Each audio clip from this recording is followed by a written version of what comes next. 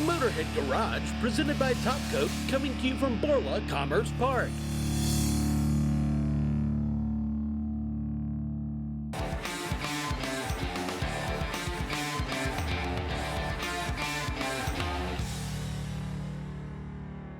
Here at NHOU, Joe, you've got two signature products.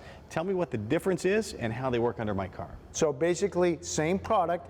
This one, which is our back in black, has a carbon tint. We had a lot of customers come in and said, hey Joe, this looks great, but gee, I know I'm getting the protection, but if you could improve the appearance while protecting the surface, boom, back in black. So the two will give you the same protection, and one will substantially improve the appearance of that surface. Now we know people are very crafty, and you've got to believe that people have come up with other ways to use this stuff. Where are some other applications for this that you've learned? Well, so it is engineered for that application, but honestly, any metal surface would be pretty close to that application. And we've found people that are having very good results using this in HVAC systems, not only on the metal surfaces, but the wires, because it's non-conductive. It is actually going to stop corrosion on the wires, and it helps a little bit with mice as well. We find it on boat trailers. They'll do the rear end of the vehicle, especially, that's always going into the water.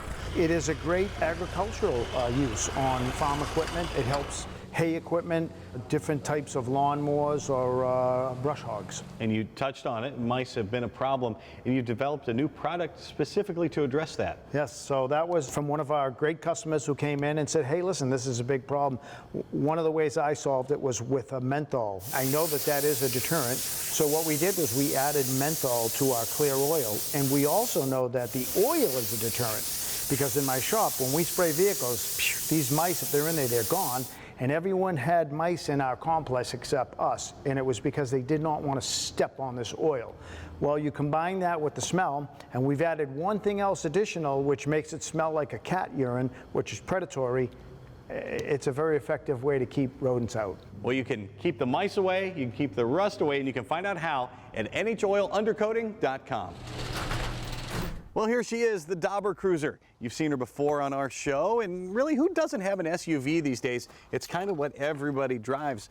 But until the 1960s, nobody even knew the term SUV until the Ford Bronco came along. Back in 1966, it was the first of its kind, enabling folks to off-road on the weekends and go to work during the week.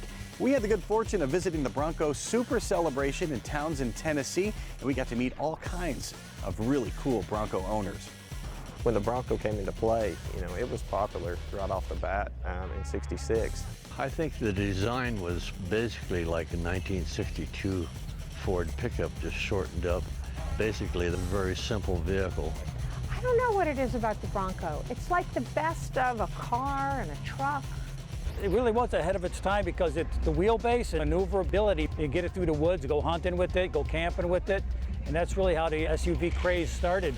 Broncos in stock form versus Jeep or International Scout had the proper suspension to start with. They had coil spring front end and they would walk in the washboard. It runs a Ford 9-inch rear end, which NASCAR runs every Sunday afternoon on the track. It's the same rear ends under every one of these Broncos. The components, they're bulletproof. And people that don't know Broncos still love the Bronco. It's just kind of a neat thing. You can't pull in anywhere and somebody doesn't have a Bronco story for you. I just think they look awesome. It's small, but it's big, and it goes places, and it's powerful. They're just a great method of creating wonderful memories for your life, and I think that's what Broncos really help you do. This event is about the celebration of the Ford Bronco. I want them, first of all, to understand what a great vehicle they have. I mean, we're all obsessed and we're all enthusiasts of the Ford Bronco. So it can't sit in the garage. You got to get it out. You have to enjoy it. And there's no better place to enjoy it than the Great Smoky Mountains of Tennessee. This event started 13 years ago. There was a big Ford event that asked us to be the special mark for the 40th anniversary of the Bronco. Wanted us to get 15 Broncos out there to be the special mark of the big Ford event. My wife Donna and I, when we opened the gate at 7 o'clock in the morning, we had 218 Broncos lined up. We had advertised it in the magazine, and we had people from everywhere lined up wanting to be part of this Bronco Day. And from that, it's kind of just taken on a life of its own. You're going to have about 500 to 600 Broncos that will show up, and then you're probably going to get 3,000 to 5,000 people walking up to look at the Broncos. It encapsulates family, fun, and Ford, and put their good horses to work. We sure hope you're enjoying the ride here on Motorhead Garage presented by Top Coat. We'll be back with a whole lot more right after this.